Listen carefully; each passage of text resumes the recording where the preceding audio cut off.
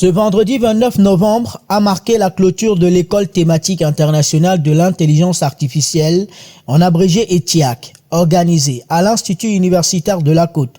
Cette semaine intense en enseignement sur les contours de l'intelligence artificielle a rassemblé les participants venant de divers horizons, séduits par la qualité des formations et séminaires proposés par des professionnels issus d'universités nationales et internationales.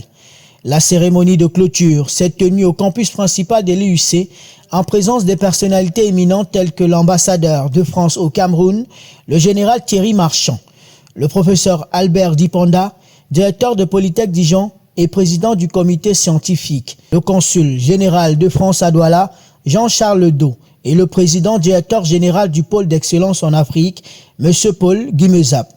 Le PDG de l'IUC a exprimé sa gratitude envers tous ceux qui ont contribué au succès de cet événement, soulignant l'importance de la collaboration entre institutions.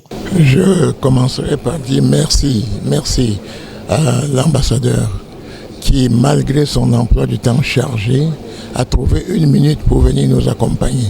Surtout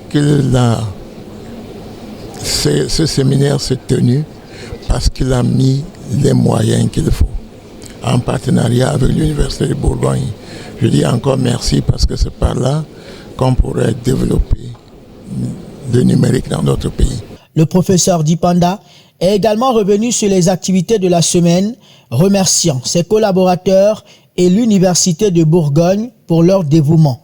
L'intelligence artificielle au Cameroun se développe et se développe très très vite. J'ai vraiment apprécié l'enthousiasme, surtout des jeunes, mais aussi bien sûr des enseignants, lors de toute cette semaine.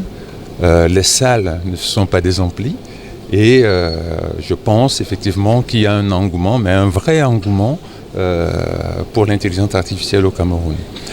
Je l'ai dit lors de mon intervention tout à l'heure, c'est un moteur de développement, notamment pour les pays du Sud.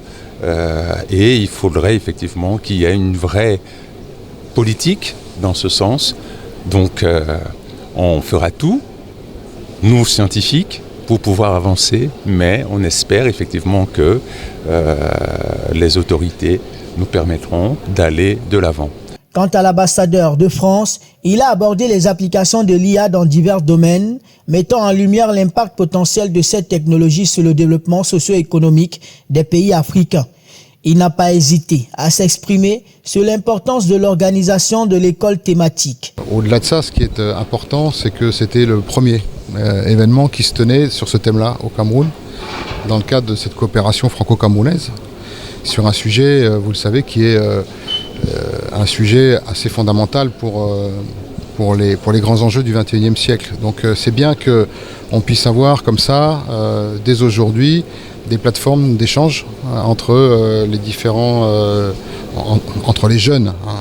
En réalité, les jeunes étudiants qui travaillent dans ces domaines-là et qui doivent vraiment trouver des structures et des endroits pour se mettre en échange et en interaction avec les étudiants français et avec les structures universitaires françaises. Donc j'espère que cette première édition aura été un succès, qu'elle donnera naissance à d'autres événements qui suivront à Douala ou dans d'autres villes du pays. La cérémonie s'est achevée par une séance de photos de groupe symbolisant l'union et la coopération entre les participants et les organisateurs.